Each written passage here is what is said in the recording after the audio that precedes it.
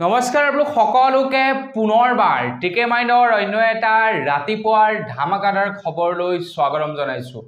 অন্য দিনাৰ দৰে আজিও আপোনালোকৰ কাৰণে দিনটোৰ কেইবাটাও গুৰুত্বপূৰ্ণ খবৰ লৈ আহিছো। প্ৰথমৰ পৰা শেষলৈকে চাই থাকিব। আগবাঢ়িছো আজিৰ প্ৰথমটো খবৰ ফালে। প্ৰথমটো খবৰ ওলাইছে যিবিলাক প্ৰবাহী শ্ৰমিকে নেকি আমাৰ অসমত আহি বৰ্তমান সময়ত কাম কৰি আছে, তো তেওঁলোকৰ কাৰণে এটা ভাল খবৰ ওলাইছে। খবৰ অনুসৰি বৰ্তমান সময়ত আমাৰ অসমত প্ৰায় 12 লাখ প্ৰবাসী শ্ৰমিকে আহি কাম কৰি আছে। যিবিলাক শ্ৰমিকে নেকি ই শ্ৰম পোৰ্টেলত তেওঁলোকে ৰেজিষ্টাৰ্ড কৰি থৈছে।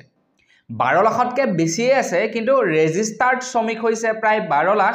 যিসকলে নেকি বেলেগ ঠাইৰ পৰা আহি আমাৰ অসমত কাম কৰি আছে। এতিয়া অসম চৰকাৰৰ ফালৰ পৰা কৈছে যে এই 12 লাখ প্ৰবাসী শ্ৰমিকক প্ৰায় 6 লাখক অলৰেডি অসম চৰকাৰে ৰেচন কাৰ্ড প্ৰদান কৰিছে বুলি জনাইছে, আৰু জনাইছে বাকি 6 লাখক খুব শীঘ্ৰেই ৰেচন কাৰ্ড দিব বুলি কৈছে। মানে যিসকল লোকে নেকি বৰ্তমান সময়ত আমাৰ ভাৰতবৰ্ষৰ বিভিন্ন ষ্টেটৰ পৰা আহি আমাৰ অসমত কাম কৰি আছে, আৰু তেওঁলোকে যদি ই শ্ৰম পোৰ্টেলত নিজকে ৰেজিষ্টাৰ্ড কৰি থৈছে যে মই অসমত আহি কাম কৰি আছো বুলি, তেন্তে তেখেতে এখন ৰেচন কাৰ্ড লাভ কৰিব অসমৰ। একচুৱেলি ৰেচন কাৰ্ড বস্তুটো হৈছে কেন্দ্ৰীয় চৰকাৰৰ বস্তু, কেন্দ্ৰৰ ফালৰ পৰা প্ৰদান কৰে। গতিকে সেইটো আৰু ধৰি লওক আপোনাৰ অসমতো পাব যে বা য'ত আছে তাতো যে পাব তেনেকুৱা ধৰণৰ কথা নহয়। তেখেতৰ ঘৰ যদি সাপোজ ধৰি লওক বিহাৰত যদি অলৰেডি তেখেতৰ ৰেচন কাৰ্ড আছে, তেন্তে তেখেতে ৰেচন নাপাব, বা তেখেতে যদি ইয়াত ৰেচন পায় তেন্তে বিহাৰত নাপাব। তেনেকুৱা ধৰণৰ কৰিব বুলি কৈছে। সৰ্বমুঠ প্ৰায় 12 লাখ শ্ৰমিকে ৰেজিষ্টাৰ্ড কৰি থৈছে। তাৰে ভিতৰত অলৰেডি 6 লাখক ৰেচন কাৰ্ড দিলে, আৰু 6 লাখক খুব সোনকালে দিব বুলি কৈছে। আপুনিও বাৰু এজন বাহিৰৰ মানুহ নেকি, আপুনি এজন প্ৰবাসী মানুহ নেকি, কমেণ্ট এটা কৰি জনাব। আগবাঢ়িছো ইয়াৰ পাছৰটো খবৰ ফালে। আমাৰ অসমত এতিয়া ইখনৰ পাছত সিখন খুব ছুপাৰ হিট ফিল্ম ওলাবলৈ ধৰিছে। ৰঘুপতিৰ পৰা ধৰি, ৰত্নাকৰৰ পৰা ধৰি, মিছন চাইনাৰ পৰা ধৰি প্ৰায় কেইখন আমাৰ অসমত পুৰা সাকসেসফুলি বিজনেছ কৰা ফিল্ম অলৰেডি লঞ্চ হৈ গৈছে। বিদুৰ ভাই কথাটো ক'বই নালাগে, এতিয়াও চলি আছে। বিদুৰ ভাই খুব সুন্দৰ তেওঁলোকে কালেকশ্যন কৰিবলৈ সক্ষম হৈছে। এতিয়া অসমীয়া বোলছবিৰ ক্ষেত্ৰত এটা ভাল সিদ্ধান্ত লৈছে অসম চৰকাৰৰ ফালৰ পৰা। অসম চৰকাৰৰ ফালৰ পৰা জনাইছে যে এতিয়া আমাৰ অসমৰ যিসকল নেকি বোলছবি নিৰ্মাতা আছে, তেওঁলোকৰ কাৰণে এটা ভাল খবৰ ঘোষণা কৰিছে অসম ৰাজ্যিক চলচ্চিত্ৰ নিগমৰ তৰফৰ পৰা। আমাৰ অসম ৰাজ্যিক চলচ্চিত্ৰ নিগমে কৈছে যে এতিয়াৰে পৰা চৰকাৰৰ পৃষ্ঠপোষকতাত হ'ব অসমীয়া চলচ্চিত্ৰৰ ডিষ্ট্ৰিবিউচন। ব্যক্তিগত ফিল্ম ডিষ্ট্ৰিবিউচন কোম্পানীতকৈ যথেষ্ট কম খৰচত সকলো চিনেমা হলত উপলব্ধ কৰোৱা হ'ব বুলি জনাইছে। এতিয়া আপুনি যেনিবা এখন চিনেমা নিৰ্মাণ কৰিলে, আপুনি ডাইৰেক্টৰেই হওক বা আপুনি প্ৰডিউচাৰেই হওক, বা সাপোজ যেনিবা আপুনি এজন এক্টৰেই নহওক কিয়, আপোনালোকে নিজেই যেনিবা পইচা ইনভেষ্ট কৰিলে, আপোনালোকে নিজেই ডাইৰেকশ্যন কৰিলে, আপুনি এখন ফিল্ম বনালে, ফিল্মখন সম্পূৰ্ণ এডিটিং কৰি মেলি সম্পূৰ্ণ হৈ উঠিলে। সম্পূৰ্ণ হোৱাৰ পাছত সেই ফিল্মখন আপুনি কোনোবা এটা চিনেমা হলক যদি কয় যে মোক এখন লগাই দে, তো তেওঁলোকে নলগায় না। তো তেওঁলোকক তাতে লগাবৰ কাৰণে বা অসমৰ গোটেইবিলাক চিনেমা হলত আপোনাৰ ফিল্মখন দেখাবৰ কাৰণে কি কৰিব লাগিব, আমাৰ অসমত কিছুমান ডিষ্ট্ৰিবিউচন কোম্পানী আছে, যিবিলাকে নেকি গোটেই অসমৰ যিবিলাক চিনেমা হল আছে, চিনেমা হলবিলাকলৈ চিনেমাবিলাক পঠাই থাকে। তো সেই ডিষ্ট্ৰিবিউচন কোম্পানীৰ লগত আপোনালোকে কি কৰিব লাগিব, পাৰ্টনাৰশ্বিপ কৰিব লাগিব। এক প্ৰকাৰে তেওঁলোকক কমিশ্যন দিব লাগিব, আৰু সেই কমিশ্যন বেচিছত তেওঁলোকে অসমত ফিল্মবিলাক প্ৰচাৰ কৰে। এতিয়া বাহিৰা যেতিয়া ফিল্ম এখন আহি আমাৰ অসমত প্ৰচাৰ কৰিবলৈ আহে, ঠিক একেই ধৰণেই হয়। বাহিৰা যিবিলাক নেকি প্ৰডিউচাৰ আছে, তো তেওঁলোকে আমাৰ অসমৰ ডিষ্ট্ৰিবিউচন কোম্পানীবিলাকৰ লগত যোগাযোগ কৰে, আৰু তেওঁলোকে গোটেই ফিল্মবিলাক অসমৰ প্ৰত্যেকটো চিনেমা হলতে ডিষ্ট্ৰিবিউট কৰে। এতিয়া অসম চৰকাৰে কৈছে যে এতিয়াৰে পৰা প্ৰাইভেট যিবিলাক নেকি মানুহ আছে, ব্যক্তিগত মানুহ আছে, তেওঁলোকক দিয়াৰ প্ৰয়োজন নাই। এতিয়া অসম চৰকাৰে নিজেই ডিষ্ট্ৰিবিউট কৰিব ফিল্মবিলাক, আৰু প্ৰাইভেটতকৈ খুব কম টকাত ফিল্ম ডিষ্ট্ৰিবিউট কৰিব বুলি জনাইছে। গতিকে দেখা যাওক, লাহে লাহে দেখোন এতিয়া চৰকাৰী বস্তুবিলাকৰ দাম বেছিহে হৈছে প্ৰাইভেটতকৈ। গতিকে এতিয়া দিছে, আৰু লাহে লাহে কি কৰে ঠিক নাই। আগবাইছো ইয়াৰ পাছৰটো খবৰ ফালে ইয়াৰ পাছৰ খবৰটো ওলাইছে মেট্ৰিকৰ ওপৰত মন্ত্ৰী ৰণোজ পেগু ডাঙৰীয়াদেৱে ঘোষণা কৰিছে যে খুব শীঘ্ৰেই অন্ত পৰিব মেট্ৰিকৰ ডিভিজন ব্যৱস্থা অদূৰ ভৱিষ্যতত থাকিব কেৱল উত্তীৰ্ণ অনুত্তীৰ্ণৰ ব্যৱস্থাহে এতিয়া যেনেকৈ নেকি first division second division letter পাইছে ডিস্টিংশন পাইছে ফাৰ্ষ্ট পজিশন পাইছে সেকেন্ড পজিশন পাইছে এইবিলাক যে নেকি আছে তো এইবিলাক সুদূৰ মানে ভৱিষ্যতলৈ এইবিলাক নাথাকে বুলি জনাইছে শিক্ষামন্ত্ৰীগৰাকীয়ে জনাইছে যে কেৱল পাছ হৈছে ফেল হৈছে এই দুটা বস্তুহে উল্লেখ থাকিব কোনোবা এজন ব্যক্তিয়ে বোলে মেট্ৰিক দিলে তো তেখেতে পাছ কৰিছে নে ফেল কৰিছে সেইটোহে কেৱল উল্লেখ কৰিব বুলি জনাইছে তো কমেন্ট এটা কৰি আপোনালোকে জনাওকচোন বাৰু এইটো কৰাৰ কাৰণে ভাল হৈছে নে বেয়া হৈছে মইতো কম বৰ ভাল হোৱা নাই বেয়া হৈছে বুলি এই কাৰণে কম কাৰণ এইবিলাক থাকিব লাগে লৰা ছোৱালী বিলাকৰ তেতিয়াহে এটা কম্পিটিশন মাইন্ড থাকিব যে নহয় মই এটা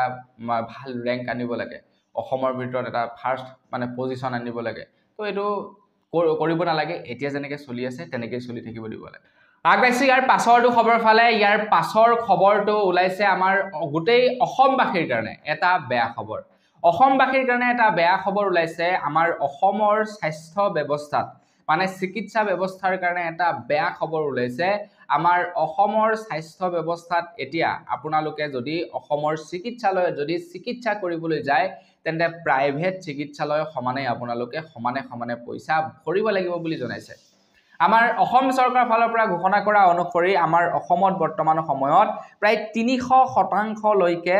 চিকিৎসালয়ৰ মাচুল বৃদ্ধি কৰি দিছে বুলি জনাইছে মানে আপোনালোকে প্ৰাইভেটত দেখুৱা চৰকাৰী দেখুৱা একেটাই কথা হ'ব কিন্তু তাৰ বিপৰীতে যদি আমি দেখিবলৈ যাওঁ যে চৰকাৰী হস্পিটেলসমূহৰ গুণগত মানদণ্ড নাই গতিকে প্ৰাইভেট আৰু চৰকাৰী এটা দুয়োটা প্ৰায় ক'বলৈ গ'লে সেম লেভেলৰ হৈছেগে মাচুলৰ ক্ষেত্ৰত আগবাইছো ইয়াৰ পাছৰটো খবৰ ফালে যোৱাকালি বিজেপিৰ পৰা পদত্যাগ কৰিলে অশোক শৰ্মাই আৰু তেখেতে 9 আগষ্ট তাৰিখে কংগ্ৰেছত যোগদান কৰিব বুলি খবৰ ওলাইছে এটা তেখেতে পদত্যাগ কৰাৰ পাছতেই তেখেতে কৈছে যে মুছলমানৰ ৰাজনীতি কৰি আজমল ডাঙৰীয়া শেষ হ'ল হিন্দু মুছলমানৰ ৰাজনীতি কৰি এতিয়া বিজেপিৰো ক্ষতি হ'ব বুলি জনাইছে তো আজমল ডাঙৰীয়াই প্ৰত্যেক সময়তে কেৱল মুছলিম হিন্দু এইবিলাকক লৈ জানো ৰাজনীতি নকৰে গতিকে আমি বিজেপিকো এতিয়া সেই একেটা বস্তুকে কৰা দেখা পাইছো হিন্দু আৰু মুছলিম তো আজমলে যেনিবা মুছলিমৰ ফালে বেছিকৈ টানে বিজেপিয়ে যেনিবা হিন্দুৰ ফালে বেছিকৈ টানে গতিকে আজমলৰ কি হ'ল লোকসভা নিৰ্বাচনত তেখেতে পৰাস্ত হ'ল হয়নে নহয় গতিকে অশোক শৰ্মাই কৈছে যে যেনেকৈ নেকি আজমল ডাঙৰীয়া শেষ হৈ গ'ল ঠিক তেনেকে বিজেপিও শেষ হ'ব যদিহে বিজেপিয়ে হিন্দু মুছলিমৰ ৰাজনীতি কৰে আৰু এইটো কিন্তু একদম 100% আগবাইছো ইয়াৰ পাছৰটো খবৰ ফালে ইয়াৰ পাছৰ খবৰটো ওলাইছে কেৰেলাৰ পৰা খবৰ ওলাইছে কেৰেলাৰ ৱাইডানত মৃত্যুৰ সংখ্যা 290 জনলৈ বৃদ্ধি পাইছে বৰ্তমানৰ প্ৰায় 200 জনৰো অধিক আবদ্ধ হৈ আছে বুলি জনাইছে এটা কেৰেলাৰ ৱাইডানত হৈছিল কি মই আপোনালোকক ইয়াৰ আগৰ খবৰ কেইটাটো জনাইছো যে কেৰেলাৰ ৱাইডানত ভূমিস্খলন হৈছিল ভূমিস্খলন হোৱাৰ পাছত কেবাখনো গাঁৱৰ ঘৰ কি হৈ গ'ল মাটিৰ তলত সোমাই গ'ল গোটে পানীৰে উপচি পৰিলে যাৰ ফলত নেকি এই অৱস্থা হৈছে কেৰেলাৰ ৱাইডানত এতিয়াও 200তকৈও অধিক লোক আবদ্ধ হৈ আছে তেওঁলোকক উদ্ধাৰ কাৰ্যত লাগি আছে আগবাইছো ইয়াৰ পাছৰটো খবৰ ফালে ইয়াৰ পাছৰ খবৰটো ওলাইছে ধুবুৰীৰ পৰা ধুবুৰীত বিৰাটে এটা ইন্টাৰেষ্টিং খবৰ ওলাই পৰিছে ধুবুৰীত এজন আৰক্ষীয়ে অন্য এজন আৰক্ষীক গ্ৰেফতাৰ কৰিলে বুলি খবৰ ওলাইছে খবৰ লোৱা অনুসৰি অৰুণোদয়ৰ ধন সংগ্ৰহৰ অভিযোগত আটক কৰিছে ৰকিবুল ইছলাম আহমেদ নামৰ জোৱানজনক গোলকগঞ্জ থানাৰ কৰ্মৰত ৰকিবুল ইছলাম মানে পুলিচে এৰেষ্ট কৰিছে ইয়াৰ মেইন কাৰণ হৈছে যে তেখেতে হয়তো সাকে অৰুণোদয় আঁচনিৰ নামত ধন সংগ্ৰহ কৰিছিল অৰুণোদয় আঁচনি দিম বুলি বা কিবা কিবি হেবিলাকৰ নামতে আৰু ধন সংগ্ৰহ কৰিছিল আৰু ধৰা পৰিলে তাৰ পাছত আৰক্ষীয়ে গৈ এৰেষ্ট কৰিছে চাওকচোন আৰক্ষীৰ বা আপোনাৰ চৰকাৰী কৰ্মচাৰীসকলৰ ইমানেই দৰমহা বেছি হয় না এটলিষ্ট তেওঁলোকেতো মিনিমামটো 30,000 টকা পায় গতিকে 30,000 টকা এজন মানুহ খুব সুন্দৰকৈ চলি যাব পাৰে গোটেই মাহটো তাৰ পাছতো এনেকুৱা ধৰণৰ কাম কাজবিলাক কিয় কৰে হেইটোহে বুজি নাপাওঁ মোৰ মতে অসমৰ যিমান বিলাক চৰকাৰী অফিচ আছে তো কি কৰিব লাগে প্ৰত্যেকতে পুৰা লাইভ সিসি কেমেৰা লগাই দিব লাগে আৰু তাৰ যিবিলাক নেকি আপোনাৰ কথা বতৰা যিবিলাক পতা হয় সেইবিলাক যাতে শুনা পায় হেডকোৱাৰ্টাৰত তো তেনেকুৱা ব্যৱস্থা কৰি দিব লাগে তেতিয়া আৰু কোনো পুলিচ কোনো দলক চৰকাৰী বিষয়ে মানে টকা খাবলৈ ভয় কৰিব আগবাইছো ইয়াৰ পাছৰটো খবৰ ফালে ইয়াৰ পাছৰ খবৰটো ওলাইছে কেন্দ্ৰ চৰকাৰৰ চাকৰিয়াল সকলৰ বাবে আপোনাৰ ঘৰতো কেন্দ্ৰ চৰকাৰৰ চাকৰিয়াল আছে নেকি কমেন্ট এটা কৰি জনাবলৈ নাপাহৰিব কেন্দ্ৰ চৰকাৰৰ চাকৰিয়াল সকলৰ কাৰণে ওলোৱা ভাল খবৰটো হৈছে যে দুৰ্গা পূজাৰ পূৰ্বে কেন্দ্ৰ চৰকাৰৰ চাকৰিয়াল সকলৰ ডিএ বৃদ্ধি পাব বুলি জনাইছে তো এইবাৰ কেন্দ্ৰ চৰকাৰৰ চাকৰিয়ালৰ পূজা একদম ডাবল হৈ যাব আগবাইছো ইয়াৰ পাছৰটো খবৰ ফালে ইয়াৰ পাছৰ খবৰটো ওলাইছে ৰাহুল গান্ধীৰ ওপৰত ৰাহুল গান্ধীয়ে যেতিয়া নেকি সদনত তেখেতে স্পিচ দিছিলে সদনত স্পিচ দিবৰ সময়ত তেখেতে বিজেপিৰ কৰ্মকাণ্ডক তেখেতে মহাভাৰতৰ যি নেকি বেহু আছিলে সেই বেহুৰ লগত তেখেতে কি কৰিছিলে তুলনা কৰিছিলে তো ৰাহুল গান্ধীয়ে কৈছে নিশ্চয়ভাৱে মোৰ যি নেকি চক্ৰবেহুৰ শীৰ্ষক ভাষণটো আছিলে তো এই ভাষণটোৰ বাবে দুই এজনে মোক বেয়া পাইছে তো কিছু ধৰি লওক ধৰ্মালম্বী লোকে হয়তো বেয়া পাব পাৰে তেখেতে বিজেপিৰ কৰ্মকাণ্ডক মহাভাৰতৰ চক্ৰবেহুৰ লগত আপোনাৰ তুলনা কৰাৰ কাৰণে হয়তো দুই এজন লোকে বেয়া পাব পাৰে তো তেখেতে হেতু মানে অনুধাৱন কৰিছে যে হয় কোনোবাই এটো বেয়া পাব পাৰে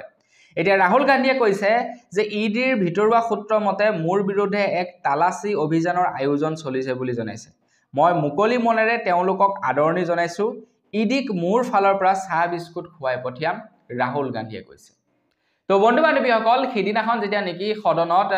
আপোনাৰ টিএমচিৰ মানে তৃণমূল কংগ্ৰেছৰ এজন এমপিয়ে যেতিয়া নেকি ভাষণ দি আছে তো সেই এমপি জনে কৈছিলে নে গৌৰৱ গগৈ কোনোবা এজনে কৈছে তো তেখেতলোকে কৈছে মানে বিৰোধী পাৰ্টিয়ে কৈছে আৰু যে বৰ্তমান সময়ত বিজেপিৰ ওচৰত এনেকুৱা এটা সিস্টেম আছে তো যত নেকি আপুনি যিমানেই দুৰ্নীতি নকৰক কিয় যদি আপুনি তেওঁলোকৰ সেই সিস্টেমত সোমাই যায় তেনে আপুনি এজন খুবেই ভাল মানুহ হৈ যায় এটা তেখেতলোকে কাৰো উদাহৰণ দিয়া নাই কিন্তু তেখেতলোকে কৈছে আৰু কৈছে যে কোনোবাই যদি বিজেপিৰ এগেইনষ্টত মাত মাতিবলৈ যায় তেন্তে তেওঁলোকৰ ঘৰলৈ সিবিআই আৰু ইডি যায় এতিয়া ৰাহুল গান্ধীৰ গোপন সূত্ৰে খবৰ দিয়া অনুসৰি ৰাহুল গান্ধীয়ে যেহেতু এইবাৰ বিজেপিৰ ওপৰত বিৰাটেই ডাঙৰ মন্তব্য কৰিলে বিৰাট মানে সাংঘাতিক ৰকমে বিজেপিক ধুইছে তো সেই কাৰণে এতিয়া ৰাহুল গান্ধীৰ ঘৰতো ইডি যাব পাৰে বুলি তেখেতৰ গোপন সূত্ৰই মানে তেখেতক জনাইছে এয়াই হৈছে বৰ্তমানৰ ৰাজনীতি আগবাইছো ইয়াৰ পাছৰটো খবৰ ফালে ইয়াৰ পাছৰ খবৰটো ওলাইছে আমাৰ অসমৰ ওপৰত এফালে আমাৰ অসম চৰকাৰে চৰকাৰী বস্তুবিলাক কি কৰিছে লিজত দিছে আনফালে চৰকাৰী বস্তুবিলাকৰ দাম বৃদ্ধি কৰিছে আনফালে বিভিন্ন শাক পাচলিৰ দাম বৃদ্ধি কৰিছে কিন্তু তাৰ পাছতো অসম চৰকাৰে কি কৰিছে লোনৰ ওপৰত লোন লবলৈ তেওঁলোকে হাজু হৈছে খবৰ ওলাইছে দুসপ্তাহৰ ভিতৰতে পুনৰ ঋণ লব ৰাজ্য চৰকাৰে 6 আগষ্টত লব প্ৰায় 1000 কোটি টকাৰ ঋণ 23 জুলাইতো লোৱা হৈছিল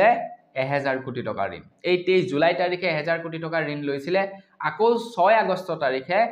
1000 কোটি টকাৰ ঋণ লব অসম চৰকাৰে আগবাইছো ইয়াৰ পাছৰটো খবৰ ফালে ইয়াৰ পাছৰ খবৰটো ওলাইছে কলিয়াবৰৰ পৰা যোৱাকালি কলিয়াবৰত এক উত্তাল প্ৰতিবাদ হয় আৰু সেই প্ৰতিবাদ হোৱাৰ একমাত্ৰ কাৰণ হৈছে 4 লেন যুক্ত ৰাস্তা আপোনালোকে হয়তো মাজতে এনেকুৱা বহুতো খবৰ শুনা পাইছিলে যে কলিয়াবৰত প্ৰাইড ইষ্ট এন্টাৰটেইনমেন্ট কোম্পানীটোৱে প্ৰায় 100 বিঘা মাটি তো তেওঁলোকে ক্ৰয় কৰিছে বা ক্ৰয় কৰক বা যিয়ে নহওক আৰু তেওঁলোকৰ নামত প্ৰায় 100 বিঘা মাটি আছে বুলি হয়তো আপোনালোকে খবৰত শুনা পাইছিলে এতিয়া এই প্ৰাইড ইষ্ট এন্টাৰটেইনমেন্ট কোম্পানীটো হৈছে অসমৰ মুখ্যমন্ত্ৰী ডক্টৰ হিমন্ত বিশ্ব শৰ্মা দেৱৰ পত্নীৰ কোম্পানী আৰু এই কোম্পানীটোৰ নামত কলিয়াবৰত প্ৰায় 100 বিঘা মাটি আছে বুলি হয়তো আপোনালোকে ইয়াৰ আজিৰ পৰা কিছুদিন পূৰ্বে সৰু সুৰা দুই এটা চেনেলত হয়তো খবৰ শুনা পাইছিলে ডাঙৰ চেনেল বিলাকে এনেকুৱা ধৰণৰ বাতৰিবিলাক প্ৰকাশ নকৰে কিন্তু সৰু সুৰা দুই এটা চেনেলে সেই বাতৰিবিলাক প্ৰকাশ কৰিছিলে এতিয়া বন্ধু বান্ধৱীসকল খবৰ ওলাইছে যে কলিয়াবৰ হৈ আপোনাৰ জখলা বন্ধাৰ পৰা ধৰি এনেকে বহু দূৰলৈকে এটা মানে 4 লেন যুক্ত ৰাস্তা যাব এতিয়া কি হৈছে আপোনাৰ সেই 4 লেন ৰাস্তাটো আপোনাৰ কলিয়াবৰৰ টাউনৰ মাজেৰে নগৈ সেই ৰাস্তাটো কি হৈছে আপোনাৰ চাহ বাগানৰ মাজেৰে গৈ খেতি পথাৰৰ মাজেৰে উলিয়াই নিয়া হৈছে এতিয়া আপোনালোকে হয়তো ক'ব যে ভালেই হৈছে টাউনৰ মাজেৰে যদি নিয়া যায় তেন্তে টাউনৰ মাজেৰে নিলে কি হ'ব আপোনাৰ ব্যৱসায়ী বিলাকৰ ব্যৱসায়ী ধ্বংস হ'ব এতিয়া ব্যৱসায়ী বিলাকে সেই দখৰটো ভালহে পাব লাগে কিন্তু তাৰ বিপৰীতে আমি দেখা পাইছো যে ব্যৱসায়ী সকলে আপোনাৰ প্ৰতিবাদ সাব্যস্ত কৰিছে প্ৰতিবাদ কি কাৰণে কৰিছে তো তেওঁলোকে কৈছে যে যদিহে 4 লেন ৰাস্তাটো মাজে মানে টাউনৰ মাজেৰে নিয়া যায় তেন্তে কি হ'ব তেওঁলোকৰ বিজনেছ ডেভেলপ হ'ব যাতে দোকান পোহাৰ খুলিব কিন্তু মেইন কথাটো হৈ গ'ল যে সেই 4 লেন ৰাস্তাটো আপোনাৰ পথাৰৰ মাজেৰে নিয়াৰ চেষ্টা কৰিছে চাহ বাগানৰ মাজেৰে নিয়াৰ চেষ্টা কৰিছে ইয়াৰ একমাত্ৰ কাৰণ হৈ গ'ল তাতে প্ৰাইড ইজ এন্টাৰটেইনমেন্ট মানে এন্টাৰটেইনমেন্টৰ আপোনাৰ প্ৰাইড ইজ এন্টাৰটেইনমেন্টৰ আপোনাৰ তাতে কি হৈছে মাটি আছে আৰু সেই মাটিৰ কিনাৰেৰে 4 লেন ৰাস্তা নিয়াৰ পৰিকল্পনা কৰিছে বুলি সেই ব্যৱসায়ী সকলে কৈছে এতিয়া চাওক পথাৰৰ মাটিৰ ভ্যালু আৰু আপোনাৰ ৰাস্তা কিনাৰৰ মাটিৰ ভ্যালু আকাশ পাতাল পাৰ্থক্য এতিয়া আমাৰ ঘৰটো যেনিবা গাঁও এলেকাত আছে হয় না নহয় এতিয়া আমাৰ ঘৰৰ আগফালে যদি কেনেবাকে 4 লেন এটা ৰাস্তা আহি যায় এতিয়া আমাৰ এই দুখৰ মাটিৰ ধৰি লওক ভ্যালু কথা 4-5 লাখ চলি আছে কেনেবাকৈ যদি আপোনাৰ ইয়াতে 4 লেন এটা হৈ যায় ইয়াতে কথা 50 লাখ হৈ যাব সেইটোৱে হৈ গ'ল আপোনাৰ মেইন কথাটো এতিয়া তাক লৈ বৰ্তমান সময়ত পুৰা উত্তাল হৈছে কলিয়াবৰৰ ব্যৱসায়ীসকল আগবাইছো ইয়াৰ পাছৰটো খবৰ ফালে ইয়াৰ পাছৰ খবৰটো ওলাইছে আমাৰ অসমৰ শিক্ষা ব্যৱস্থাৰ ওপৰত মন্ত্ৰী মানে শিক্ষা মন্ত্ৰী ৰণোজ পেগু ডাঙৰীয়া দেৱে তেখেতৰ টুইটাৰ হেণ্ডেলত এটা তথ্য প্ৰকাশ কৰে টুইটাৰ হেণ্ডেল নহয় ফেচবুক পেজত এটা তথ্য প্ৰকাশ কৰে আৰু সেই তথ্য অনুসৰি তেখেতে জনায় যে গুৱাহাটী বিশ্ববিদ্যালয়ৰ বৰ্তমানৰ উপাচাৰ্য প্ৰতাপজ্যোতি সন্দিকৈৰ কাৰ্যকাল 20 তাৰিখৰ দিনাখন শেষ হৈছে অৰ্থাৎ 20 জুলাই তাৰিখৰ দিনাখন শেষ হৈছে বুলি তেখেতে ফেচবুক পেজৰ জৰিয়তে জনসাধাৰণক জনায় কিন্তু তাৰ পাছতে খবৰ ওলাইছে যে যিজন নেকি উপাচাৰ্য গুৱাহাটী বিশ্ববিদ্যালয়ৰ বৰ্তমানৰ যিজন নেকি উপাচাৰ্য তেখেতে জনাইছে যে তেখেতৰ কাৰ্যকাল কিন্তু 20 জুলাইলৈকে নহয় 20 আগষ্টলৈকে আছে এতিয়া ৰণোজ পেগু ডাঙৰীয়া দেৱে এনেকুৱা ধৰণৰ যি নেকি মন্তব্য কৰিলে যে তেখেতৰ কাৰ্যকাল 20 তাৰিখলৈকে আছিল বুলি ফেচবুকৰ মাধ্যমেৰে যে জনসাধাৰণক জনালে তেখেতে খুবেই বেয়া পাইছে মানে প্ৰতাপজ্যোতি সন্দিকৈ খুবেই বেয়া পাইছে আৰু যাৰ কাৰণে নেকি তেখেতে 14 আগষ্টৰ তাৰিখৰ দিনাখনেই আপোনাৰ সকলো কাম-কাজ নৱনিযুক্ত উপাচাৰ্য ননী গোপাল মহন্তৰ হাতত সকলো সমজাই দিয়াৰ কথা উল্লেখ কৰিছে তো প্ৰতাপজ্যোতি সন্দিকৈ দেৱে কোৱা অনুসৰি তেখেতে প্ৰায় 43 বছৰ তেখেতে এই বিদ্যালয়খনৰ হৈতে সম্পৰ্ক আছিল মানে বিশ্ববিদ্যালয়খনৰ হৈতে তেখেতৰ 43 বছৰ সম্পৰ্ক আছে তেখেতে কৈছে যদিহে যাবৰ সময়ত আনন্দ মনেৰে যাব পাৰিলোহেঁতেন তেতিয়া মোৰ খুবেই ভাল লাগিলহেঁতেন বুলি জনাইছে এতিয়া চাওক শিক্ষা মন্ত্ৰীয়ে কেনেকুৱা ধৰণৰ ভুল তথ্য প্ৰকাশ কৰে আৰু সেই ভুল তথ্যৰ বাবে কাৰোবাৰ মনত আঘাত যে লাগিব পাৰে সেইটো হয়তো বুজি নেপালে শিক্ষা মন্ত্ৰী গৰাকী হয় নে নহয় এতিয়া তেখেতৰ কাৰ্যকাল আছিল 20 আগষ্টলৈকে কিন্তু শিক্ষা মন্ত্ৰীয়ে কৈ দিলে যে 20 জুলাইলৈকেহে তেখেতৰ কাৰ্যকাল আছিল এতিয়া তেখেতেনো কেনেকৈ থাকে নহয় জানো শিক্ষা মন্ত্ৰীয়ে কৈ দিয়াৰ পাছত তেখেতে আৰু কেনেকৈ সেই বিশ্ববিদ্যালয়খনত থাকে তো সেই কাৰণে তেখেতে আগতীয়াকৈ সকলোবিলাক দায়িত্ব অৰ্পণ কৰিব বুলি জনাইছে নৱনিযুক্ত উপাচাৰ্যৰ ওপৰত আপোনালোকে কি ক'ব এই সন্দৰ্ভত কমেন্ট এটা কৰি জনাব আগবাইছো ইয়াৰ পাছৰটো খবৰ ফালে বৰ্তমান পেৰিছত অলিম্পিক খেল চলি আছে তো অলিম্পিক খেল চলি থকাৰ মাজতেই অলিম্পিকৰ ওপৰতেই দুটাকৈ খবৰ ওলাইছে প্ৰথমটো খবৰ হৈছে যে এগৰাকী 7 মহীয়া গৰ্ভৱতী মহিলাই পেৰিছ অলিম্পিকত অংশগ্ৰহণ ল'বলৈ গৈছে তেখেত হৈছে ইজিপ্তৰ এগৰাকী মহিলা তো গতিকে ভাবক আপোনালোকে তেখেতৰ কিমান মনোবল হ'ব পাৰে যে 7 মহীয়া আপোনাৰ গৰ্ভৱতী অৱস্থাত থকাৰ পাছতো তেখেতে আপোনাৰ অলিম্পিকত ভাগ ল'বলৈ গৈছে তেখেতৰ মনোবল বা তেখেতৰ খেলৰ প্ৰতি কিমান আগ্ৰহ হ'ব পাৰে তাৰ পাছতে আকৌ খবৰ ওলাইছে যে 45 ছেকেণ্ডতে বোলে খেল শেষ হৈ গ'ল 45 ছেকেণ্ডত এখন খেল হৈ গ'ল এগৰাকী মানে খেলখন আছিলে মহিলাৰ খেল আছিলে আলজেৰিয়াৰ ইমান খালিকৰ হাতত ইটালীৰ মহিলা বক্সাৰ এঞ্জেলা কাৰিনিৰ পৰাজয় এটা ঘটনাটো হৈ গ'ল এনেকুৱা ধৰণৰ আপোনালোকে ফটোত যে দেখা পাইছে নীলা আৰু ৰঙা পোছাক পিন্ধি থকা দুগৰাকী মহিলা এই দুগৰাকী মহিলাৰ মাজত বক্সিং কম্পিটিশ্যন হৈছিলে আৰু 45 সেকেন্ডতে এই ৰঙা যিগৰাকী নেকি কাপোৰ পিন্ধি থকা মহিলা তেখেতে নীলা কাপোৰ পিন্ধি থকা মহিলাগৰাকীক হৰুৱাই পেলালে এতিয়া আপোনালোকে যদি ভালকৈ মন কৰে এই ৰঙা পোছাক পৰিধান কৰি থকা মহিলাগৰাকীক দেখাত একেবাৰে খাইলাখ পুৰুষ যেন লাগে মহিলা যেন কোনো পধ্যেই নালাগে তেখেতক 2022 বৰ্ষত দিল্লীত অনুষ্ঠিত হোৱা মহিলাৰ বিশ্ব বক্সিং চেম্পিয়নশ্বিপত তেখেতক পুৰুষ হোৱাৰ অভিযোগত সেই খেলৰ পৰা অন্তিম মুহূৰ্তত তেখেতক নিষিদ্ধ কৰা হৈছিল তো এইগৰাকী মহিলাক আপোনাৰ নিষিদ্ধ ঘোষণা কৰা হৈছিল 2022 চনত আপোনাৰ মহিলা বিশ্ব বক্সিং চেম্পিয়নশ্বিপত কাৰণ তেখেতৰ আপোনাৰ মানে মহিলাৰ কোনো গুণেই দেখা পোৱা নাযায় গোটেই সবা পুৰুষৰ গুণে আৰু পুৰুষ হয় যদিও মানে কোনো মানে হেৰি নাই মানে সন্দেহ আছে তেখেত যে পুৰুষ হয় বুলি মহিলা হৈ খেলিছে বুলি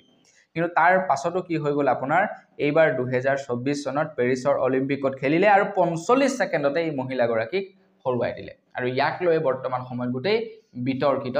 হৈ আছে আগবাইছো ইয়াৰ পাছৰটো খবৰৰ ফালে ইয়াৰ পাছৰ খবৰটো ওলাইছে অসমৰ বান পৰিস্থিতিৰ ওপৰত বৰ্তমান সদনত বৈঠক চলি আছে তো সদনৰ বৈঠক চলি থকাৰ সময়তে বিৰোধী পাৰ্টিয়ে বিশেষকৈ কংগ্ৰেছ পাৰ্টিয়ে আমাৰ অসমৰ বানপানী সমস্যাক লৈ বিভিন্ন প্ৰশ্ন উত্থাপন কৰিছে অকল বিৰোধী পাৰ্টি বুলি ক'লে বেয়া হ'ব এজন আপোনাৰ এজিপিৰ এজন সদস্যয়ও কিন্তু ফণীভূষণ চৌধুৰীও কিন্তু অসমৰ বানপানী সমস্যাক লৈ তেখেতে মাত দিছিলে বিজেপিৰ মানুহ হৈয়ে তেখেতে অসমৰ বানপানীৰ সমস্যাক লৈ মাত দিছিলে তো যেতিয়া নেকি গৌৰৱ গগৈকে ধৰি বিৰোধী পাৰ্টিয়ে অসমৰ বানপানী সমস্যাক লৈ মাত দিলে তো ইয়াৰ ওপৰত প্ৰশ্ন সুধিছিলে তো তেতিয়া মানে আপোনাৰ কৈছে যে সদনত অজিত কুমাৰ ভূঞাৰ প্ৰশ্নৰ উত্তৰ নিত্যানন্দ ৰায়ে ক'লে যে বানপীড়িতক ক্ষতিপূৰণ দিয়াৰ দায়িত্ব ৰাজ্য চৰকাৰৰহে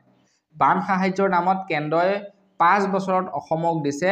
298 কোটি টকা এটা চাওক বন্ধু বান্ধৱীসকল যিটো সময়ত নেকি কেন্দ্ৰ চৰকাৰে অসমৰ বানপানী সমস্যা সমাধান কৰিবৰ কাৰণে কেৱল 298 কোটি টকা দিছে 5 বছৰত কিন্তু সেই সময়তে সেইখন কেন্দ্ৰ চৰকাৰে বিহাৰ অন্ধ্ৰ প্ৰদেশক আকৌ 11-12 হাজাৰ কোটি টকা দিবৰ পাৰে এটা গৌৰৱ গগৈয়ে সংসদৰ সকলো কাম-কাজ বন্ধ কৰি অসমৰ বান সমস্যাৰ ওপৰত আলোচনা কৰিবৰ বাবে দাবী উত্থাপন কৰিছে হেয়াই অসমক কেন্দ্ৰই এইটোৱেই প্ৰতাৰণা আপোনাৰ কি বুলি কয় নৰেন্দ্ৰ মোদী ডাঙৰীয়াৰ বোলে নৰ্থ ইষ্টখন খুবেই প্ৰিয় বিশেষকৈ অসমখন হেনো খুবেই প্ৰিয় এতিয়া অসমৰ মানুহে সেইটোকে আৰু মানে ভালৰি লগাই ভোট দি দিয়ে কিন্তু চাওক অসমৰ মেইন যিটো নেকি সমস্যা বানপানীৰ সমস্যা তাৰ ওপৰতে একো ঘটিটো মাত মতা নাই আগবাইছে ইয়াৰ পাছৰটো খবৰৰ ফালে আজিৰ পৰা কিছুদিন পূৰ্বে নিটৰ যি পৰীক্ষাক লৈ কেলেংকাৰী হৈছিল নিটৰ পেপাৰ যি নেকি ফাদিল হোৱাৰ কথা উল্লেখ হৈছিল তাক লৈ এতিয়া উচ্চতম ন্যায়ালয়ে ৰায় প্ৰদান কৰিছে উচ্চতম ন্যায়ালয়ে কৈছে যে নিট আৰু ইউজিৰ প্ৰশ্নকাকত ফাদিলৰ সন্দৰ্ভত উচ্চতম ন্যায়ালয়ে কৈছে যে ব্যাপক ৰূপত ভাইৰেল হোৱা নাছিল প্ৰশ্নকাকত কেৱল পাটনা আৰু হাজাৰিবাগ এলেকাতহে আছিল সীমাবদ্ধ নিট আৰু ইউজিৰ পৰীক্ষা পুনৰ অনুষ্ঠিত কৰাৰ আবেদন খাৰিজ কৰিছে এতিয়া বহু লোকে মানে নিটৰ পৰীক্ষা পুনৰ আয়োজিত কৰিবৰ কাৰণে আহ্বান জনাইছিল যে প্ৰশ্নকাকত যেহেতু ফাদিল হৈছে গতিকে এক্সাম আকৌ এবাৰ পাতিব লাগে এতিয়া উচ্চতম ন্যায়ালয়ে কৈছে যে সেই পৰিমাণে পেপাৰ ফাদিল হোৱা নাই গতিকে আমি আকৌ পাতিব নোৱাৰো পৰীক্ষা দুখন চহৰতহে কেৱল ফাদিল হৈছিল আৰু সেই পৰ্যায়ত নহয় গতিকে ৰি এক্সাম নহয় বুলি জনাইছে আগবাইছে একেবাৰে শেষৰটো খবৰ ফালে একেবাৰে শেষৰ খবৰটো ওলাইছে আমাৰ অসমৰ ওপৰতে খবৰ ওলাইছে 2025 বৰ্ষত ৰাজ্যত আৰম্ভ হ'ব কেইবাখনো চিকিৎসা মহাবিদ্যালয়ৰ পাঠ্যক্ৰম ইতিমধ্যে ৰাজ্যত আৰম্ভ হৈছে 9খনকৈ চিকিৎসা মহাবিদ্যালয়ৰ নিৰ্মাণৰ কাম সামাজিক মাধ্যমত এই তথ্য উল্লেখ কৰে অসমৰ মুখ্যমন্ত্ৰী ডক্টৰ হিমন্ত বিশ্ব শৰ্মা দেৱে এতিয়া বন্ধু বান্ধৱীসকল অসমৰ মুখ্যমন্ত্ৰী হিমন্ত বিশ্ব শৰ্মা দেৱে এফালে ভাল কাম কৰে আনফালে জনসাধাৰণক চুচি নিয়ে হয় নে নহয় আপোনালোকে নিজেই চাওক এতিয়া আপোনাৰ চিকিৎসা মহাবিদ্যালয় বহিছে কিবা কৰিছে কিন্তু তাৰ পৰিৱৰ্তে আমি কি দেখিছো জনসাধাৰণৰ পৰা মাসুল বৃদ্ধি কৰি দিছে এতিয়া যেহেতু তেখেত এজন স্বাস্থ্য মন্ত্ৰী তেখেতক যদি এই সন্দৰ্ভত প্ৰশ্ন সোধা যায় তেখেতে কিমান চতুৰভাৱে যে প্ৰশ্নৰ উত্তৰ দি দিব হয়তো সাংবাদিককে আপোনাৰ ভুল সাবিত কৰি দিব যিজন সাংবাদিকে প্ৰশ্ন সোধে তেখেতকৈ হয়তো ভুল সাবিত কৰি দিব বা এতিয়া অখিল গগৈয়ে যে আপোনাৰ সেই আন্দোলন কৰি আছে গোটেই সমস্ত দুখখিনি মানে কিবা প্ৰকাৰে নি আলটিমেটলি তেখেতৰ ওপৰতে দি দিব বিৰাট চতুৰভাৱে মানে তেখেতে মানুহক পেছত পেলাই দিব এতিয়া আপোনালোকে কমেন্ট এটা কৰি জনাওক যে আপোনালোকে বস্তুৰ দাম কম হোৱাটো বিচাৰে নে নিবিচাৰে বেলেগৰ বস্তুৰ কথা কোৱা নাই মানে এই চিকিৎসাৰ যিবিলাক নেকি বস্তু মানে ধৰি লওক আপোনাৰ টেষ্টৰ দাম বা এই ধৰি লওক আপোনাৰ মেডিচিনৰ দাম এইবিলাক কম হোৱাটো বিচাৰে নিবিচাৰে কমেন্ট বক্সত লিখি থৈ যাব তো আজিৰ ভিডিঅ জনাবলগীয়া খবৰ ইমানেই খবৰ কেইটা জানি কেনেকুৱা লাগিলে কমেন্ট কৰি জনাব যদি ভাল লাগিলে লাইক এটা কৰিব চেনেল যদি সাবস্ক্ৰাইব কৰা সাবস্ক্ৰাইব কৰি ল'ব পুনৰ এটা ভিডিঅ লগ পোৱাৰ খাজলে ভিডিঅ মাগিছো ধন্যবাদ জয়